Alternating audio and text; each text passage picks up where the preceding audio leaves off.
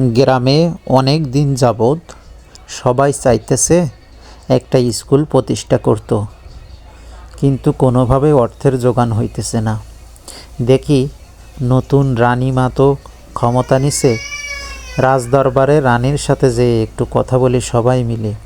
গ্রামের সবাইকে তো আসতে বললাম, সবাই চলে আসুক, দেখি রানীর সাথে কথা বলা যায় কি না।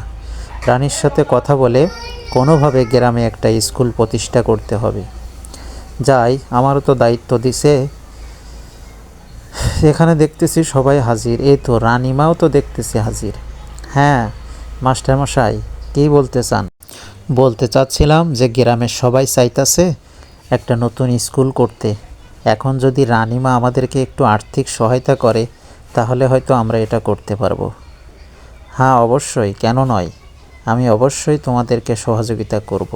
তোমরা চেষ্টা করো, আমি তোমাদের সাথেই আছি। আর আগামী সপ্তাহে চলে আসবে তোমরা সবাই, আমরা স্কুলের ভিত্তি প্রস্তর